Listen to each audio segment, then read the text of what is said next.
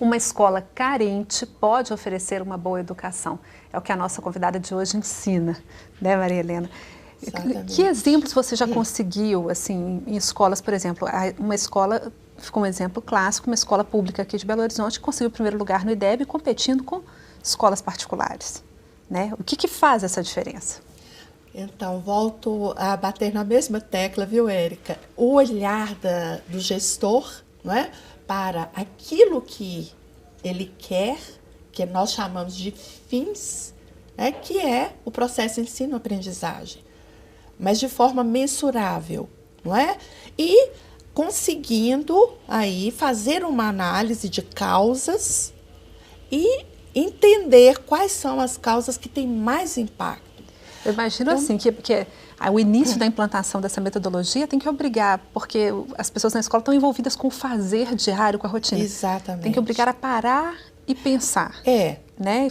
Nós planejar. Atuamos assim, oferecemos um curso, né, inicial, mas trabalhamos ali de mãos dadas com a escola, até que os resultados apareçam. Formamos gestores no dia a dia, multiplicadores. Mas isso não pode ser feito dentro de uma escola se a escola não parar para pensar qual vai ser nosso plano, qual vai ser nossa estratégia. Sim, nós temos que ter esses momentos, não é? De repensar, eu diria assim, mudar o foco do que está sendo feito para pensar em ações de maior impacto com foco em resultado.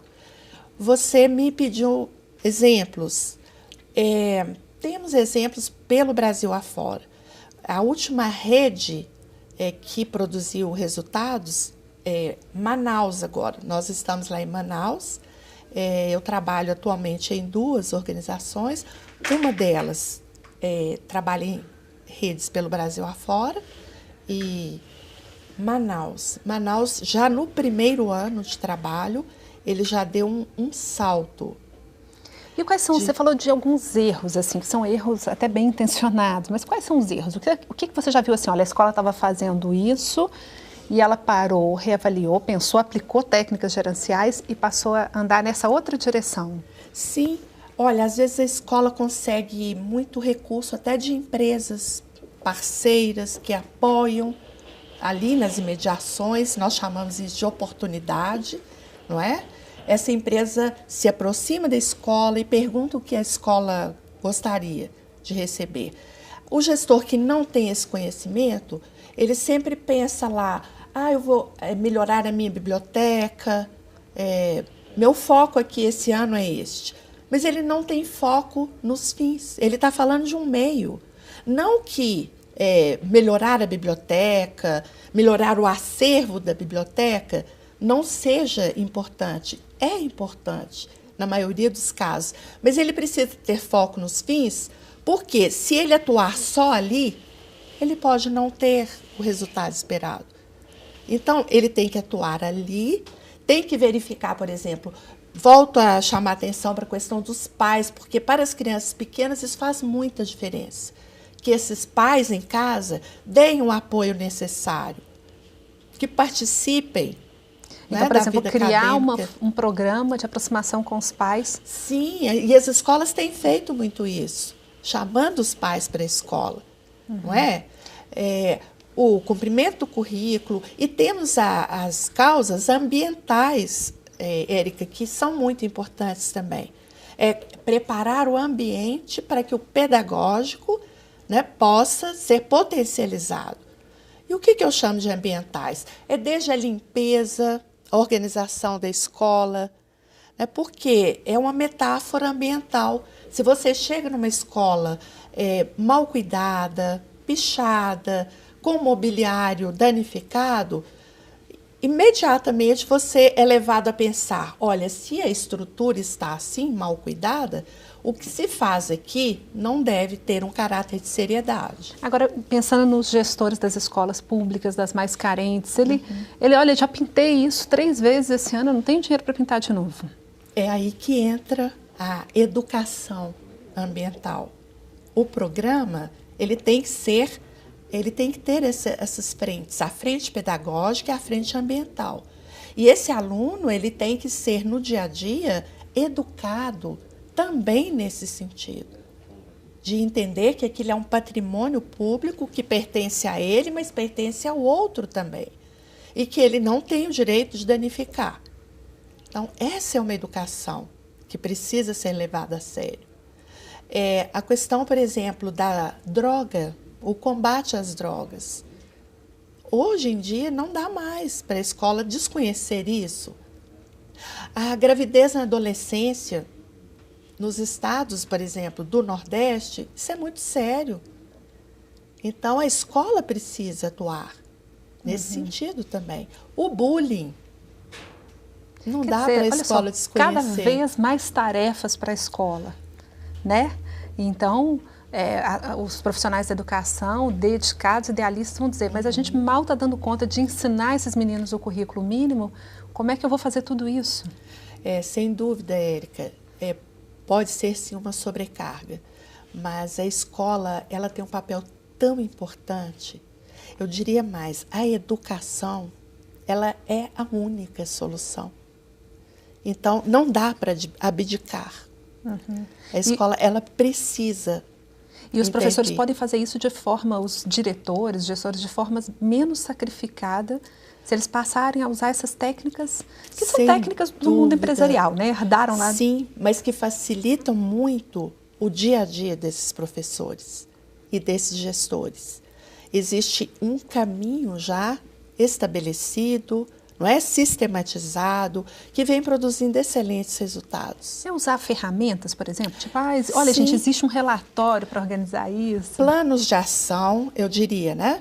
Uma meta nos fins, um bom plano de ação, saber como tirar essas ações do papel, ser ali, eu acho que uma característica muito importante num gestor, tanto o gestor da escola como o gestor de sala de aula, né, é ser uma pessoa determinada e que não desanime, né, logo no início. Ela tem que seguir ali, de forma perseverante e persistente, porque os resultados vão aparecer. Isso eu já vi acontecer em milhares de escolas. E, por exemplo, se não tiver uma grande adesão, essa mudança de postura na escola, se tiver um pequeno grupo, a partir daquele pequeno grupo você disse que podem fazer grupos de estudo, né? Grupos de estudo, e nós temos trabalhado assim. Quando começamos isso há mais tempo, porque hoje nós somos procurados pelas escolas. Então, quando o líder nos procura, ele já conversou com a comunidade já está preparada e está nos aguardando. Mas, no passado, nós começávamos sabendo que existia um grupo ali, pequeno, que queria fazer a diferença. E os resultados, eles acabam motivando o restante da comunidade. Então, a gente teria que sensibilizar essas pessoas. Sensibilizar. Porque tem como a área da educação é uma área de humanas, né? Muito da parte né, dos ideais, do filosófico e tal. E como essa outra parte da administração, ela é meio da área das exatas, né? Não, eu vou ter que fazer gestão de metas, de indicadores, de gráficos. Teria que fazer uma sensibilização para aceitar essa outra parte. Inicialmente, ele pode entender como uma tarefa extra. Isso, né? Mais um acréscimo de trabalho. Ele vai perceber depois que isso, ao invés de trazer mais trabalho para ele, reduz o trabalho e também foca nos resultados. E que ele vai ter resultados de excelência fazendo isso. E aí tem que perder o medo, né? Não é um bicho-papão, né? De forma alguma. Não é muito tranquilo. Ele saber, por exemplo, analisar bimestralmente seus resultados, saber analisar, aí sim, como você está falando, entram ferramentas estatísticas, né? Ele saber por que esse resultado foi ruim. Quantas questões, né, dessas avaliações foram mais erradas, onde eu obtive aqui mais sucesso, né? Aí ele vai vincular à prática que ele usou. Quer dizer, e os resultados te fazem uma pessoa otimista da área da educação. Sempre. Você acredita que a educação no país pode melhorar e ter mais qualidade? Acredito assim, com fé. E não é só a política pública, não, é o que pode ser feito dentro da escola. É o que pode ser feito dentro da escola. Eu tenho visto escolas que não têm nenhuma verba extra, que fazem ali o máximo, né, com o mínimo, fazer muito com pouco. E esse é o ponto, eu vejo as escolas que conseguem um diferencial e chamam a atenção, então vejo lá visitantes, vejo a própria mídia, mas vocês, isso aqui não é uma escola pública. A diretora fala, não, aqui é uma escola pública. Nós só estamos usando um conhecimento gerencial diferenciado. E conseguimos com que esses resultados, né, fossem conquistados. E isso não custou mais caro lá no orçamento da escola? Não custou mais caro. Sem injeção de verba extra. Tá certo, tá bom. Gestão, né? Gestão. Tá bom. Maria Helena, muito obrigada, viu? Obrigada a você, Érica, pela oportunidade. Para você também, um bom dia, bom começo de semana e até amanhã. Tchau.